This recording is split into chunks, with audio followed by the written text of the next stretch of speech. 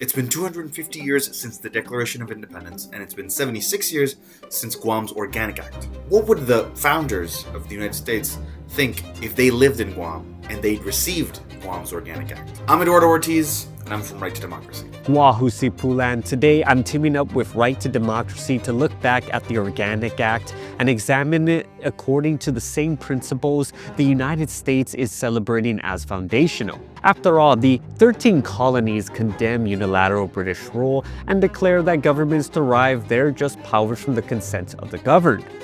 What if Great Britain had answered their grievances by offering them something like Guam's Organic Act? Would they have said that it upheld the principle of consent of the governed and the declaration that all men are created equal? No one denies that the Organic Act was a massive step forward for the people of Guam and the Chamorro people. Beginning in 1901, Chamorro leaders repeatedly petitioned the federal government for U.S. citizenship, civilian government, and greater political rights. For decades, however, these efforts were rejected, stalled, or failed to produce meaningful federal action. These demands intensified after World War II, particularly following the 1949 Guam Congress walkout. A major act of civil resistance occurred by the Chamorro people, where members of the Guam Congress House of Assembly executed an organized walkout from their chambers in protest of decades of accumulated grievances against authoritarian naval rule and Guam's lack of meaningful self-government. Growing political pressure from Guam eventually helped persuade Congress to pass the Organic Act, which President Harry S. Truman signed on August 1st, 1950. The good of the Organic Act includes the act ended formal naval government, granted U.S. citizenship, established a civilian territorial government, giving limited self-governance. But the Organic Act was inadequate in ways that mirrored the very Declaration of Independence. As it read, the British government declared themselves invested with the power to legislate for us in all cases whatsoever. Much like how the Organic Act kept the structure of plenary power over Guam and the territories overall.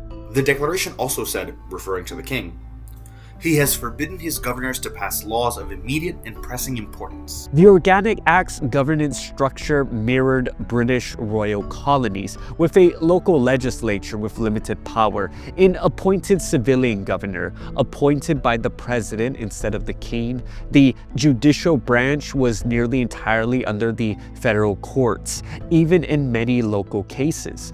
Guam also had no representative in Congress, and the president retained the authority to designate land for naval or military reservations and to treat Guam as a closed port to foreign vessels and aircraft. It also charged the British government with taking away our most valuable charters and abolishing our most valuable laws. Much like the Organic Act made clear that Congress had the power to directly annul any local law, a power they still claim to this day. Once again, discussing British policy, they mentioned, "He has plundered our seas, he has ravaged our coasts." Today, the U.S. military controls roughly 1/4 of Guam's land and operates 3 major military installations.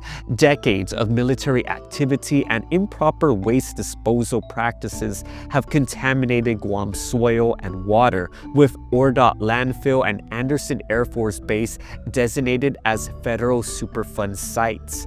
The federal government is also defending the military's continued use of open detonation and open pit burning to dispose of thousands of pounds of munitions. Furthermore, the federal government has begun plans for deep sea mining near the waters of the Marianas, despite environmental consequences that remain poorly understood. All of this was done without the consent of the people of Guam. Now, why is going over this history and these parallels important? Because when we examine the relationship between Guam and the US, we must ask, what principles is that relationship based on, and what principles should guide progress in that relationship? Has history shown us that time will always bring progress?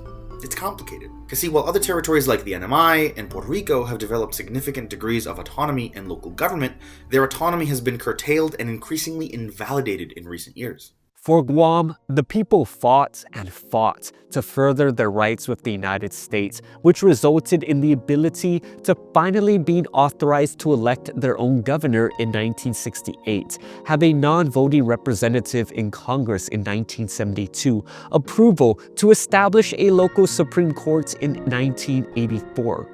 However, all of these improvements were accomplished not through gaining increasing authority over our own governance, but through lobbying the US Congress to act unilaterally on our behalf.